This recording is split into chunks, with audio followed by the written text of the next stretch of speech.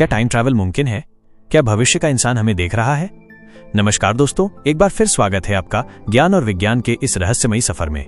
आज हम उस सवाल का पीछा करेंगे जिसने सदियों से इंसानी दिमाग को उलझा रखा है। क्या समय यात्रा, टाइम ट्रैवल सच में संभव है?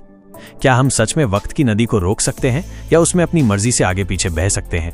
और सबसे हैरान करने वाला सवाल, क्या भविष्य में बैठा कोई इंसान हमें आज देख रहा है?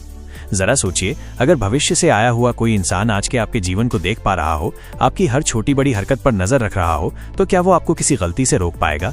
या फिर समय एक ऐसी अटल बहती हुई नदी है जिसे हम सिर्फ महसूस कर सकते हैं, नियंत्रित नहीं कर सकते? टाइम ट्रैवल की वैज्ञानिक जड़ें।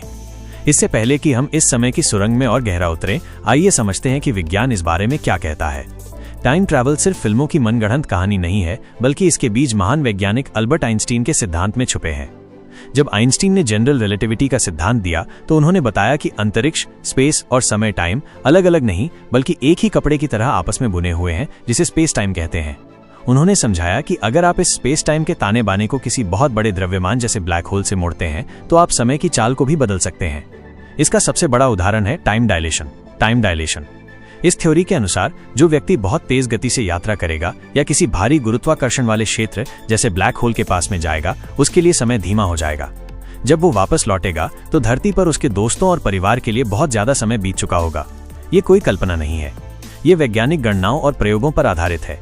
नासा और दुनिया भर के वैज्ञानिकों ने इसकी पुष्टि कई बार की है। जब अंतरिक्ष में एक घड़ी भेजी गई और दूसरी धरती पर रखी गई तो वापस आने पर दोनों घड़ियों के समय में बहुत मामूली लेकिन स्पष्ट अंतर पाया गया। इसका मतलब है कि अंतरिक्ष में गई घड़ी के लिए समय सच में धीमा चल रहा था। उस घड़ी ने और उसके साथ अगर कोई यात्री होता तो उसने भविष्य में कुछ सेकंड्स की यात्रा सच में कर ली थी। वर्म होल्स, टाइम के रहस्यमयी दरवाजे। लेकिन अगर हमें अतीत में जाना हो या भविष्य में ज्यादा दूर तक यात्रा करनी हो तो क्या? यहाँ पर आती है वर्म होल्स की थ्योरी। वर्म होल्स को स्पेस टाइम के अंदर के शॉर्टकट्स या सुरंग की तरह समझा जा सकता है।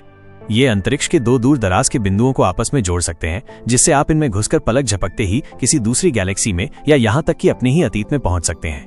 मगर ये सब अभी तक सिर्फ कागज पर मौजूद है, क्योंकि वर्म होल्स को स्थिर और यात्रा के लायक बनाना बेहद मुश्किल है। क्वांटम फिजिक्स और समय का रहस्य। लेकिन क्वांटम फिजिक्स की दुनिया में कुछ भी असंभव नहीं लगता। यहाँ कण, पार्टिकल्स एक ही समय में दो जगहों पर मौजूद हो सकते हैं। अगर क्वांटम कण समय के नियमों को तोड़ सकते हैं तो क्या इंसान भी इसे तोड़ पाएगा? क्या कोई ऐसा व्यक्ति हो सकता है जो भविष्य से आकर हमें देख रहा हो? क्या वो इस वीडियो को पहले ही देख चुका है? क्या इतिहास सिर्फ एक ऐसी कहानी है जिसे भविष्य के किसी इंसान ने अपनी सहूलियत के हिसाब से लिख या बदल दिया हो? ये सारे सवाल हमारे दिमाग में विचारों का तूफान खड़ा कर देते हैं। आपका सफर, आपका चुनाव। तो अगर टाइम ट्रैवल सच में संभव हो गया तो आप सबसे पहले कहाँ जाना चाहेंगे? क्या आप अपनी किसी गलती को सुधारने के लिए अपने बचपन में लौटना चाहेंगे? क्या आप किसी प्रियजन को बचाने के लिए अतीत में जाएंगे?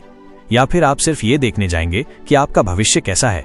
इन सवालों के जवाब सोचने में ही रोंगटे खड़े हो जाते हैं, है ना? तो कमेंट करके हमें जरूर बताएं कि अगर आपको मौका मिले तो आप सबसे पहले कहाँ की यात्रा करना चाहेंगे।